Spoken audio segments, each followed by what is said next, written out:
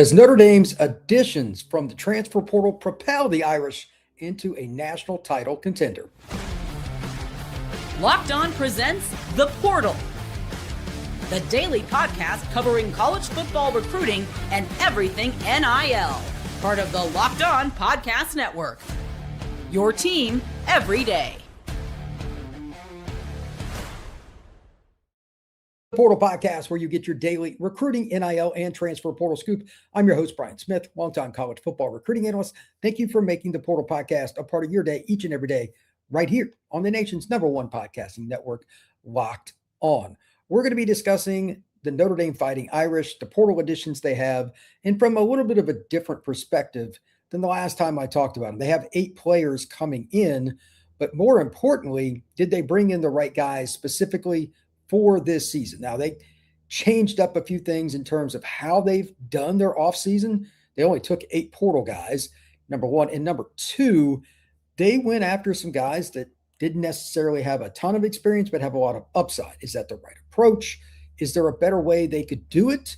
We're going to be looking at some of those things. I'm going to go through each of the 8 players in particular, but the most important note here, they needed a little more explosiveness, in my opinion. And to that end, Notre Dame is one of the programs that they were already with a good roster, but should they have taken players instead of like Quincy Porter and Mylan Graham? Were both talented, very, very talented.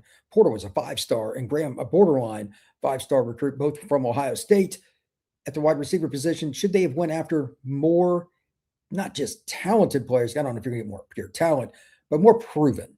And there was a few guys on defense, it was the opposite. Notre Dame took Francis Brew, very proven, 2 years at Pittsburgh, played a lot. So what's the difference in that? Going to be talking about a few of those things throughout the show. And I want to ask everybody, in general, no matter if you like Notre Dame, if you hate Notre Dame, do you think they are a 2026 national title contender? Why or why not? I think they are, personally. But at the same time, I don't think it's a lock. A few of these guys have to hit that I simply don't know about. So with that, I'm going to go through the players. I'm going to start on offense. And again, Mylan Graham, Quincy Porter. Those are the 2 I'm most interested in. I'm going to read off some stats that I have pulled up from PFF and just their season in general. But Mylan Graham, he has played at 2 years at Ohio State. He redshirted 1 year, so he got 3 years left.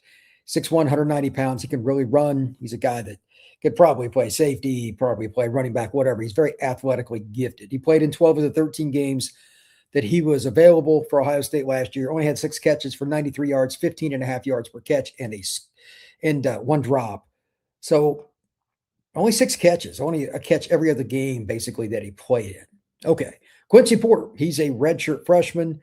He played a little bit, but like Graham, didn't really produce a lot. He played in like 4 games. 6'4", 210. This is a boundary receiver if you want him to be. He could play flanker. He could play out to the wide side. But at 6'4", 210, he probably is your Malachi Fields replacement. At least that's the thought.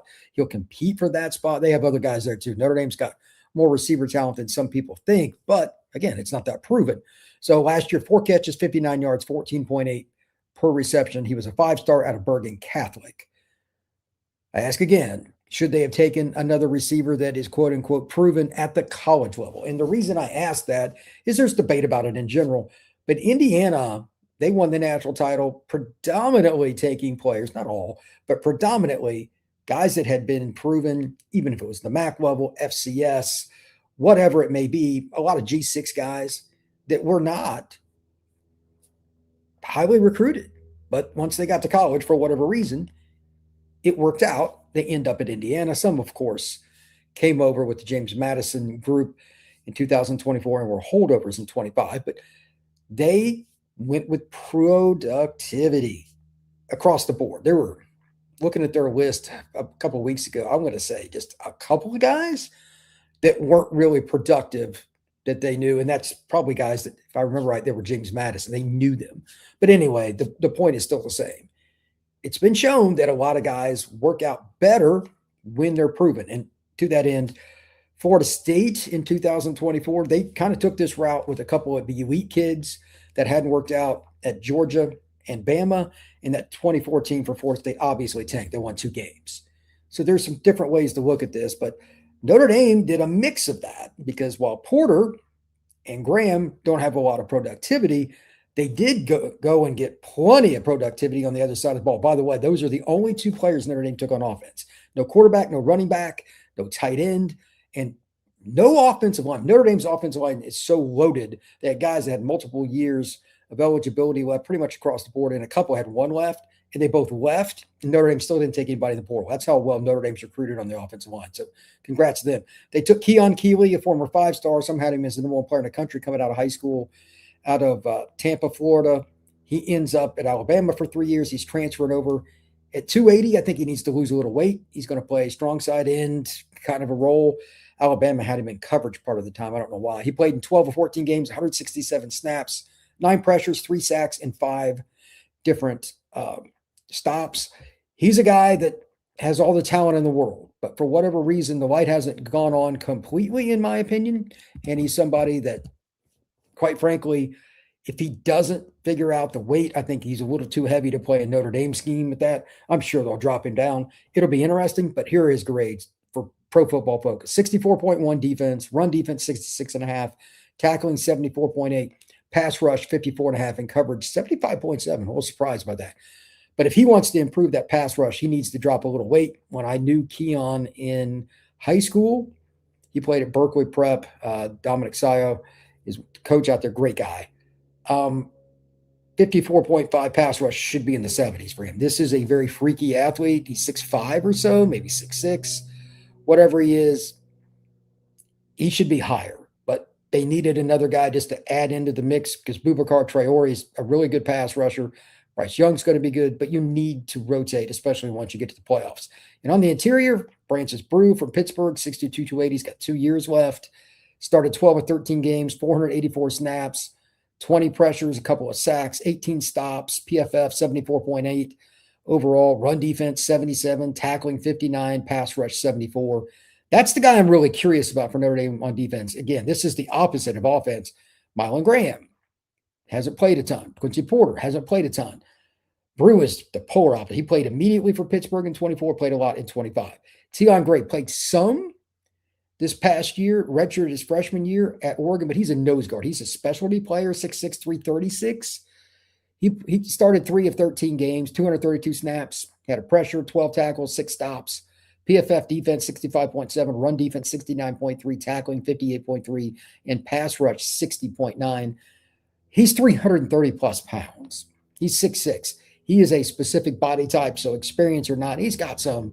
I get why Notre Dame took him. And then the other two are very experienced, especially considering McKinney, the corner from Colorado. He comes over after 597 snaps, played 9 games and started all 9 last year. He's got 1 year of eligibility left. He'll be in that mix to start at one of the corner spots for Notre Dame. He had a pick last year. I think he's a pretty good player. 66 defense, run defense 72, tackling 54, coverage 64. This is a guy with the talent they have around him at Notre Dame. Like, their secondary is loaded. That's a good addition. But the other guy I'm even more intrigued with because he's got 3 years left. He only started 2 games at Michigan last year, but as a true freshman is Jaden Sanders, 6', 200. That's a strong kid. He's an East Texas kid. I love that area. 27 tackles, 5 stops last year.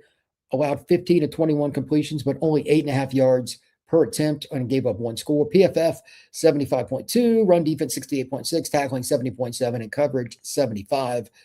Again, they're in a great spot. You talk about Notre Dame's defensive secondary. So adding 2 more, the rich get richer there. But the most interesting in a lot of ways, this you'll probably never hear me say this again for Notre Dame, is Spencer Porath, the Purdue kicker. He kicked 3 field goals against Notre Dame last year, by the way. He made 15 to 17, 4 out of 5 from 40 or beyond, and 2 out of 3 from 50 and beyond.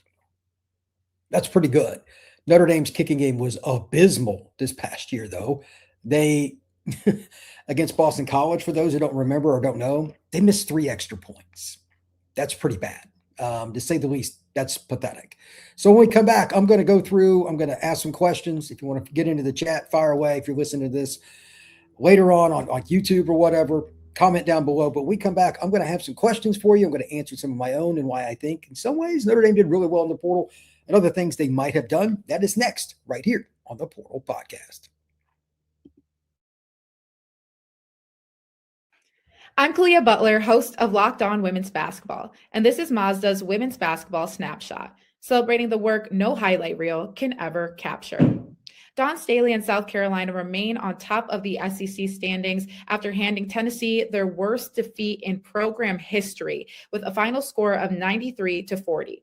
In the 43-point win, South Carolina shot 69% from the field. Tessa Johnson had a perfect shooting night, scoring 24 points, shooting 4 for 4 from the floor, including 2 threes, and made all 4 of her free throws.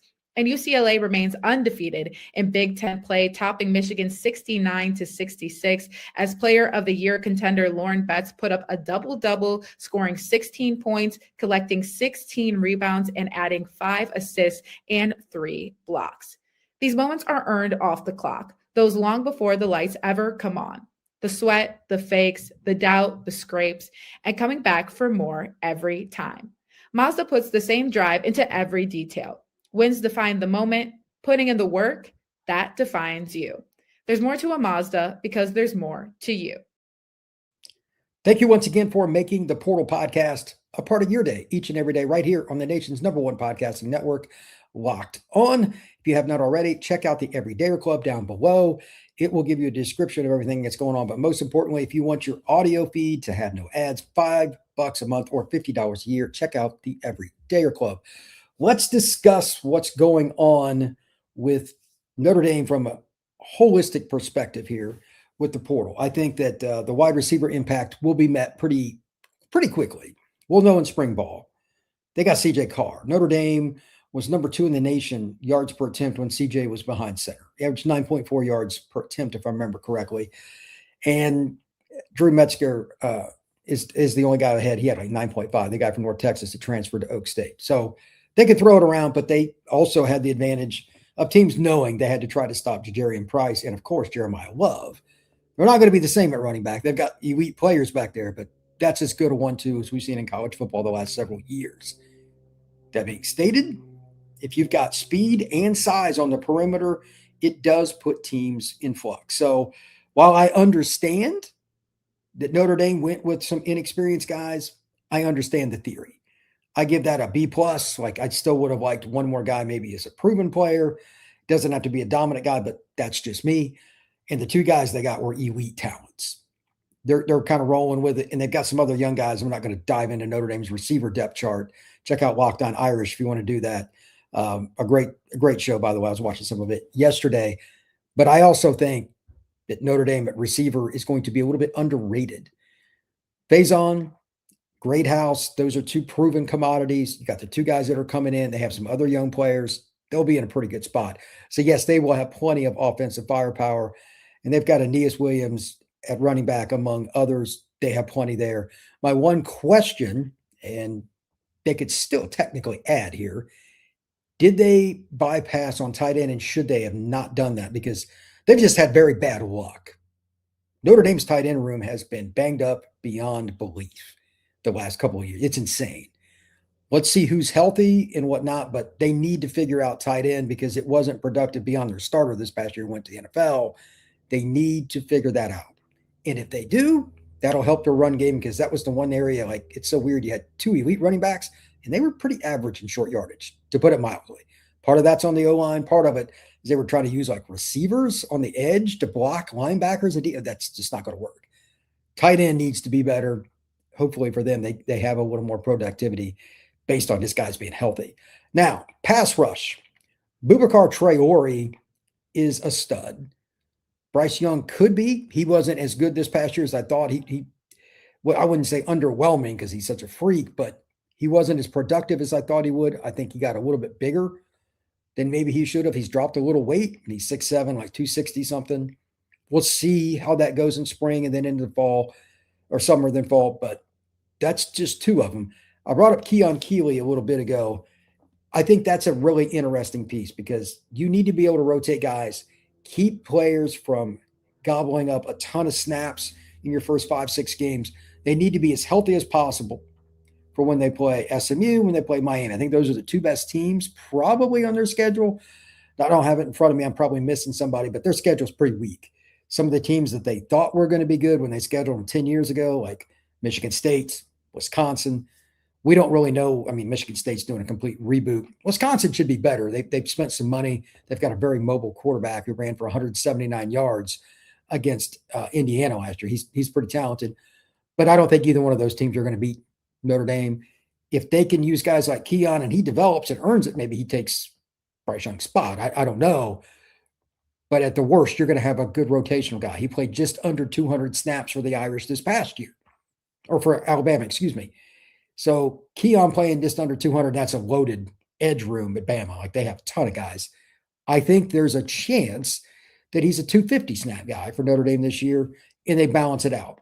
Between him and Young, if you get 500 snaps to 600 snaps, somewhere in that range, maybe somebody else plays. I don't know. But you should be in a pretty good spot. On the other side, Boubacar will get the lion's share of snaps, and they might move him around to each side. I don't know. But that's probably your best pass rusher by a pretty good margin.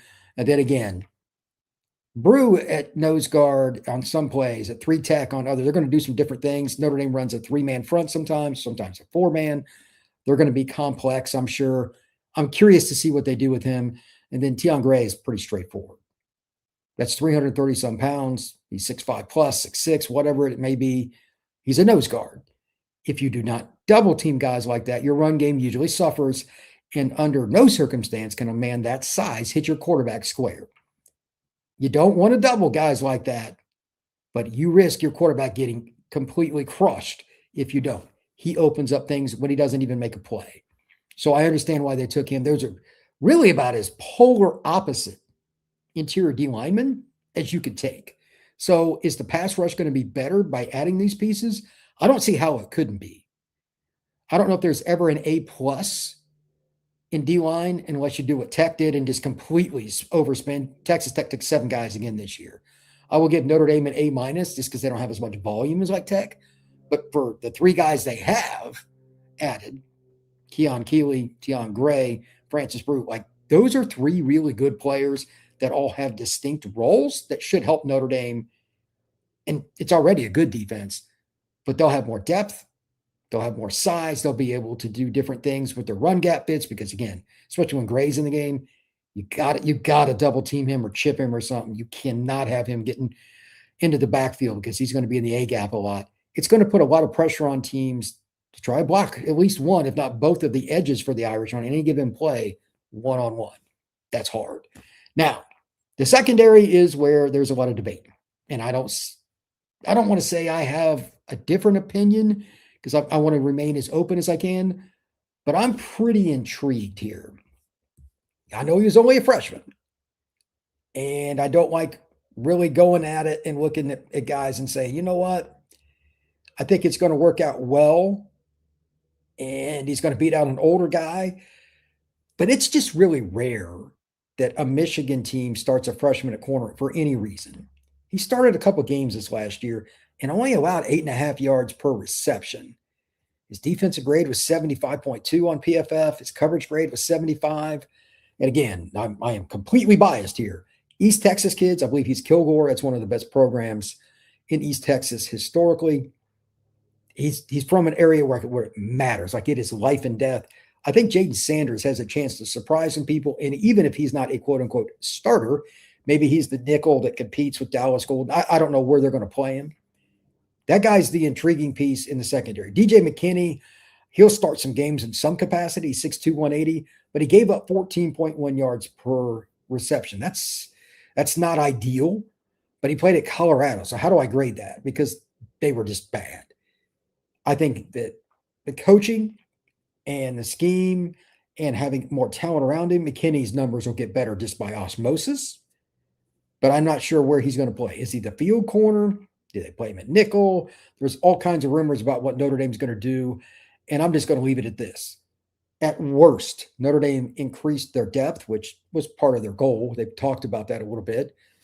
And Marcus Freeman also discussed, hey, we needed to improve. We lost some guys. You know, the numbers got to be right. But we wanted to get guys that could really make plays. And they got 2 starters, guys that had started games at P4 level. That's pretty important. Finally here with Horvath, you can't even put in perspective how bad Notre Dame was at kicking the ball. Like, they were worse than some high school teams, literally. this past year. It just injury to one guy. The other guys weren't very good. It was just a disaster. Kicking is one of those things that's so mental. I'm not going to try and say I understand the technique. I've never even tried to learn it, but they were abysmal. They're going to get better. Portath will be the most important guy in terms of upgrade from what they were last year to this year. It's impossible not to be. It's like the biggest joke in the world, like how bad they were. Again, they missed 3 extra points against Boston College. 3. Not field goals, extra points. This kid made, ironically, 3 field goals against Notre Dame for Purdue last year in Notre Dame Stadium. That obviously makes it pretty obvious that he's a valuable addition. So all of that together, does Notre Dame have the number 1 secondary this next year? Quite possibly. Schuler, they're going to have McKinney, they're going to have Sanders, obviously Leonard Moore, Christian Gray, who, by the way, went back to number 29. That's interesting. I really like the kids they had as freshmen last year. I'm a big Dallas Golden guy. I knew him. He played with Keon at Berkeley Prep in Tampa, for those who don't know. That's how I know Dallas. But they've got tons of players. I don't know who's going to be at Tay Johnson, who's going to be a better secondary, but adding those 2 guys with that pass rush, I think especially for the playoffs, this is something that I look at differently. Playoff football is different at the pro and college level because almost every team has a quarterback that on 3rd and 7 you still fear. Quarterback's the most important position in the sport by a mile, and it's not changing anytime soon. It's only increasing. Notre Dame will have a better pass rush with 4 this year. That is my prediction. I've been thinking about this for quite a while. I think Notre Dame will be able to hammer some teams with their ability to get home with blitzes against some of the weaker teams. But if you're going to be, I'm just throwing out random names here, a Texas, an Oregon, an Ohio State, a Texas A&M, a Miami, whoever it is in the playoff, forget the regular season. If you're going to beat any of those teams in the playoff, you need to be able to blitzkrieg somebody in a different way. And that's just rushing 4. Miami, to me, was one of about 2 or 3 teams that was any good at it last year. A&M at some certain times, Cassius Howell. I don't know if Notre Dame is going to be on that level, but if they're just right below on the edges as pass rushers, especially by adding Keon Keeley, they've really done some good things. When we come back, I'm going to talk about some of the questions in the chat. We're going to talk about what's going on nationally. Who will Notre Dame most likely compete with for top seeds in the next playoff? That is next right here on the Portal Podcast. Today's show is brought to you by TurboTax. Tax season doesn't have to take over your life. This year, TurboTax is making it easier than ever to just hand things off and move on with your day.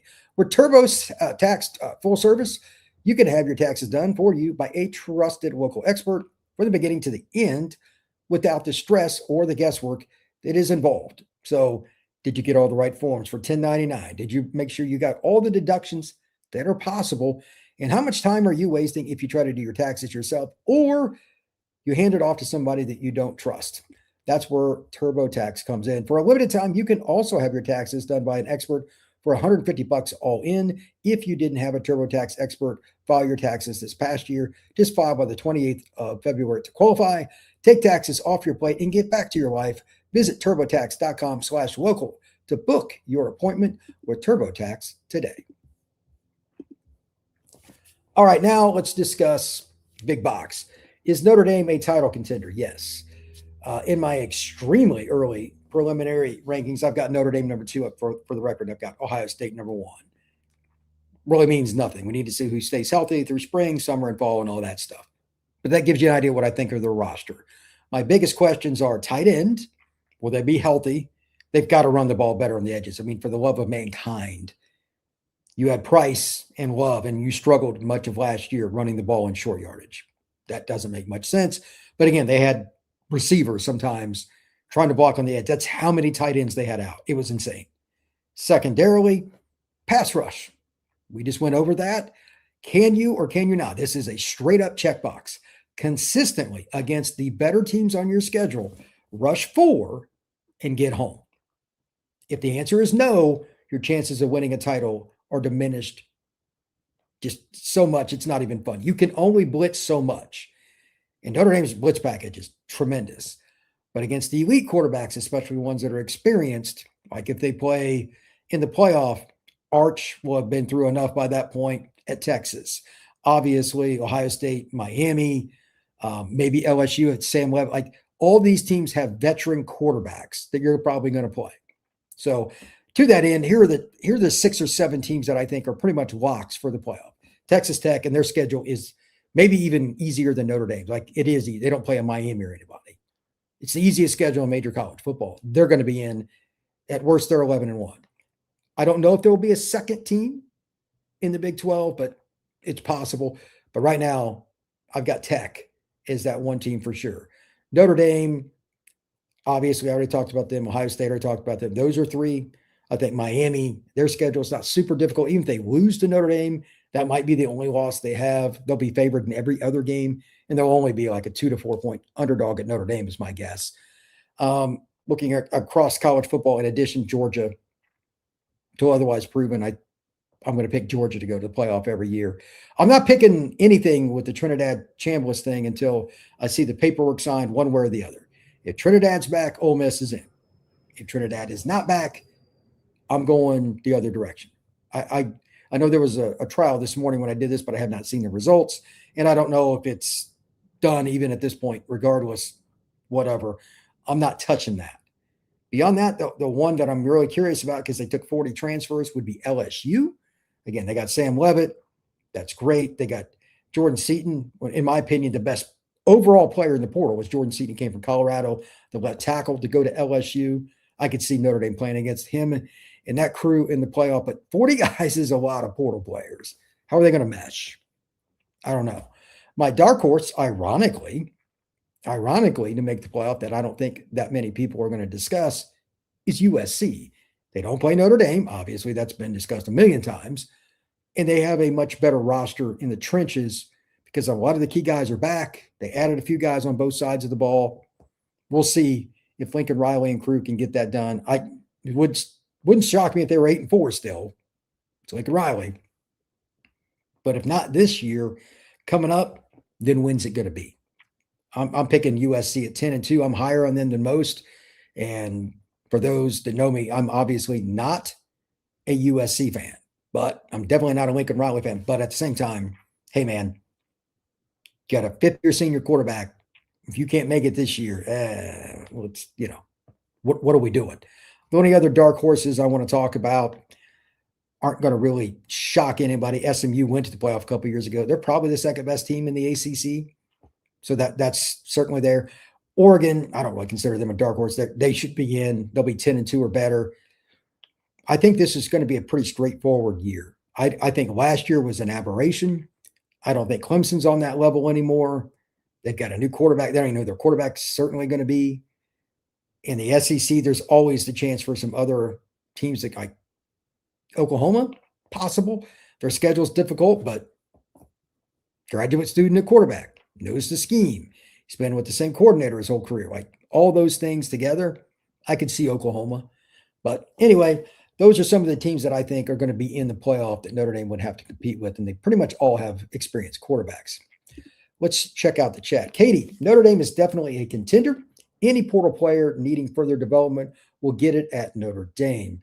Notre Dame has a really good staff. They do have a really good staff. I think they finally found the right mix on defense, and I think that overall the offense, I mean, again, they were second in the country last year in yards per play. They were second in when CJ was behind center in yards per pass. Like they're in a good spot, no doubt about it.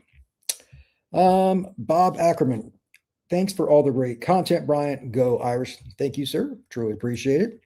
James Gibbs, hey, Brian, great content. Thank you, sir. Katie Allman, CJ Carr having a season under his belt is huge. That may be a factor that puts Notre Dame over the top. Experience doesn't hurt. Certainly not at quarterback. That I'll grant you. D-line rotational depth is key, says Katie. Teams like Indiana that keep defenses on the field proved you have to be too deep in your D-line rotation. 100%. 100%. Teams that don't have depth at D-line in the back half of their schedule almost always get plowed.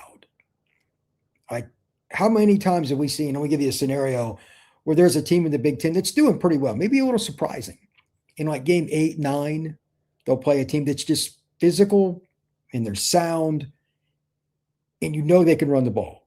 Wisconsin, an Iowa, a Minnesota, somebody like that. It's not top tier overall talent, but here we come. We're going to run downhill, and they get smashed. That's the problem, and that's why Katie's point is absolutely correct. Katie, again, this is a pretty good one here. Early Vegas odds only gives Miami the 13th best chance of returning to the playoff. They know Mario. That is wild to me. I'm just curious, Katie. You say Vegas odds. Are you talking about FanDuel? Or are you talking about another? I'm just curious which one that is. That seems really low to me. Then again, I do have to take one other thing into account. I only talk about, for this scenario, the Power 4 teams. One or two teams from the G6 level might be ahead. I don't look at their schedules, but I'm just curious which one you think it is. Katie, UGA is my lock. Also, Katie, I haven't really looked at Georgia's schedule. Is it quote unquote lesser for this next year? They're changing schedules around this year in the Southeastern Conference. Maybe they got one of the easier ones. James Gibbs, I think Notre Dame run game will be top notch. I think it will be. They've got really talented guys, especially Charles Jagusa ends up being healthy. I don't care if he plays guard. I don't care if he plays tackle. He's just a really good football player. Let's see how that goes. I think they will have a top 10 run game because teams are going to fear CJ throwing the ball over their head, especially if one or both of Mylan Graham and Quincy Porter hit. Will that happen? I don't know for sure, but I'd say both of them are certainly talented enough to make a dent. And again, I'm not going to dive into Notre Dame's receiver depth chart. For fans that are ND watching this, their depth chart, if you go look at it and look up their players across the board, a lot of really talented guys.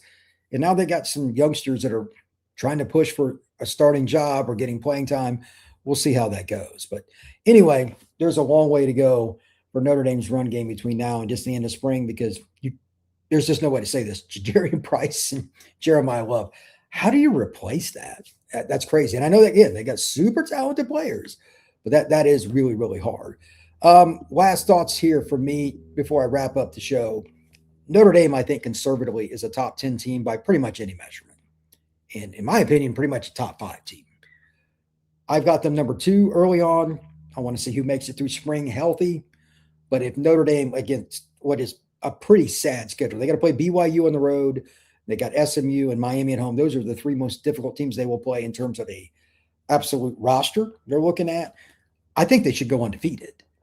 And part of that is schedule. Part of it is talent. Part of it is experienced quarterback. Part of it is O-line recruiting. Again, the Irish did not take a transfer portal offensive lineman. How many teams can say that? That is incredible. But anyway, to make a long story short, Notre Dame is in a spot where they should be pretty good across the board. And they don't have a specific hole. I think the portal, I would give them an A- overall. They could have taken a tight end. Like, that's being really picky. But otherwise, Notre Dame should be one of the most dominant teams in college football this next year, and matching that with their schedule, it's kind of hard to pick them not to win at least 10 games. They'll be in the playoff, and they'll probably be a team that, again, top handful of teams, yards per play, points per game, sacks, like really key stats like that, points per game allowed. I expect Notre Dame to be top 20 in just about every major metric. And if they intercept the football like they did last year, they were number 1 or number 2 with interceptions. They could be number 1 in the country in scoring defense. Who knows? But anyway, Notre Dame is loaded for this next year. And thank you for stopping in to check out the Portal Podcast. If you have not already, make sure you like and subscribe. If you're on Apple, please leave a 5-star review. You can get the Portal Podcast anywhere you get your pods: Spotify, Apple, Podbean, Amazon Music, of course, Apple, YouTube. Anywhere you get them, we've got you covered. And make sure you check out the Everydayer Club. The description is down below in the link. This has been the Portal Podcast.